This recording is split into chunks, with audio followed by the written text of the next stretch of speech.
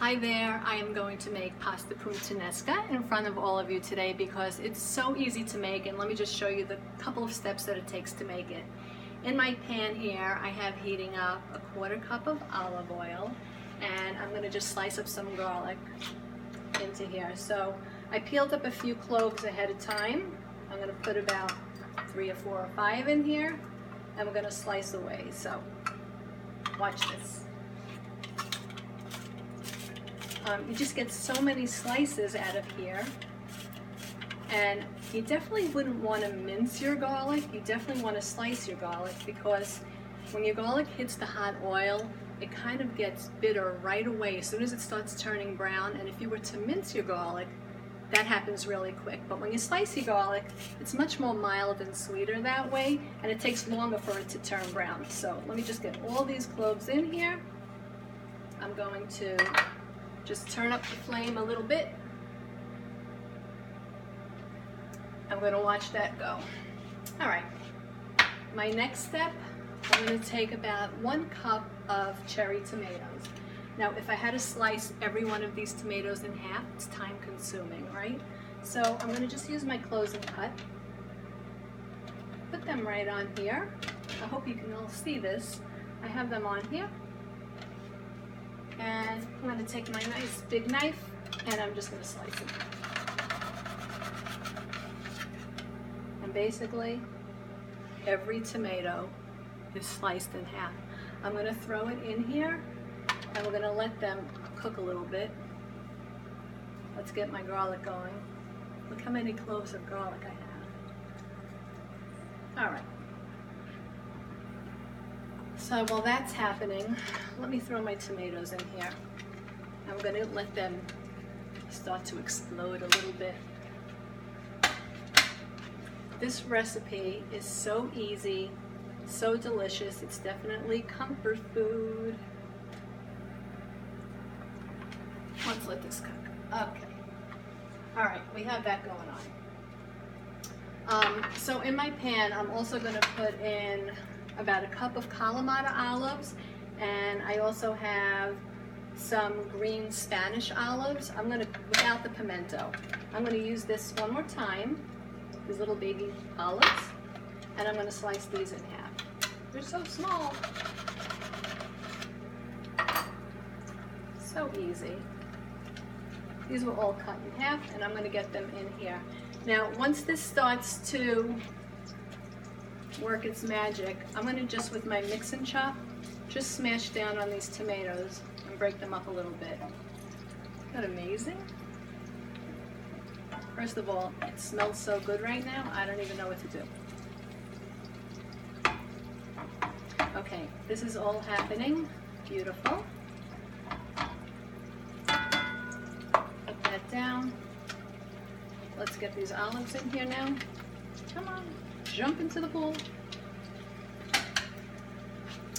And I'm going to put these Kalamata olives in here.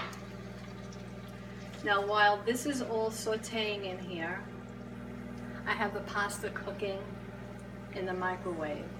So I took 1 pound of spaghetti and I put it in the rock crock, and then I took 32 ounces of chicken broth, and I have that cooking in there. Now, the beauty of the rock crock is it goes in the microwave. That is a big feature, because you can actually cook in your microwave for long periods of time. So when you're working with spaghetti, 8 minutes into the microwave, take it out, give a little zhuzh, mix up that spaghetti, and then put it back in for 8 more minutes. So it's 16 minutes tops.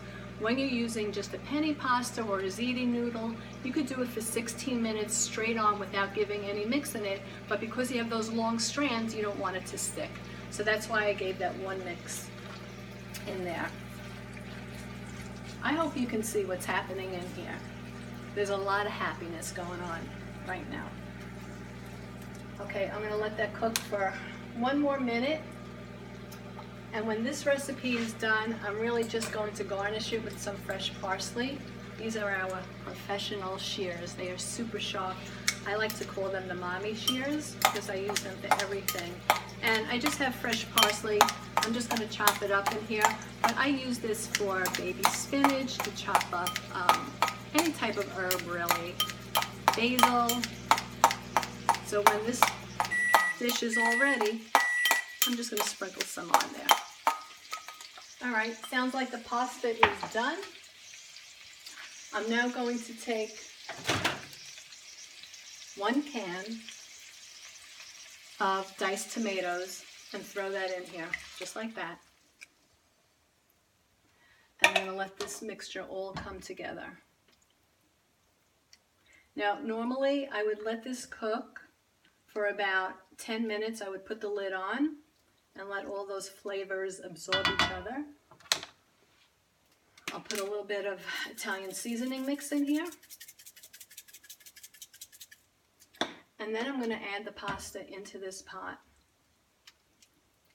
Wow, that smells good. Let me take this out so you can see. Okay.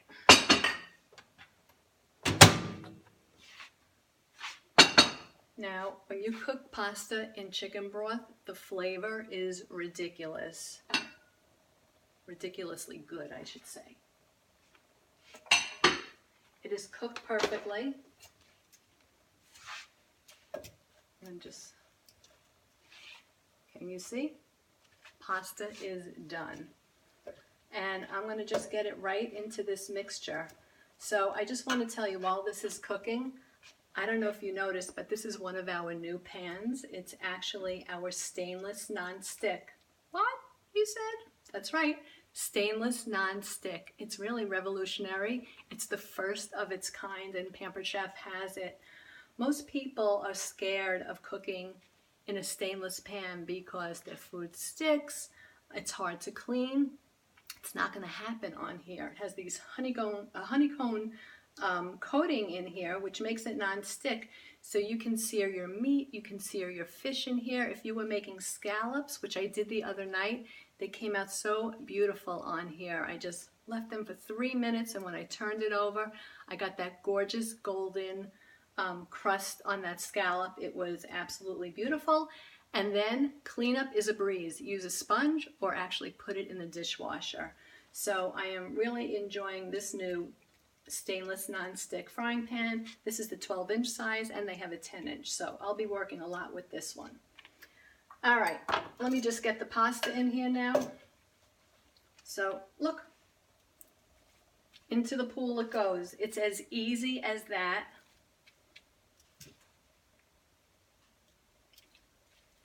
Mix that all up. Let me put the rest in. Come on. This is so flavorful. I can't even tell you. I tasted this and I was blown away. Because it's all about doing easy and fast. Look how pretty that looks.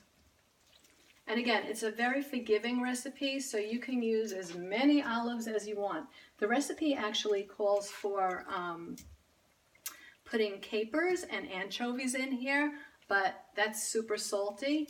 And because I used the chicken broth, which is salty, I just didn't want to go into overkill. So for me, didn't need it. That's the recipe, guys. And I'll just put a little bit of this parsley on top to finish it off. Is that gorgeous? And guess what's for dinner tonight? Pasta Puttanesca. Hope you enjoyed. Please go make this and post it on my page.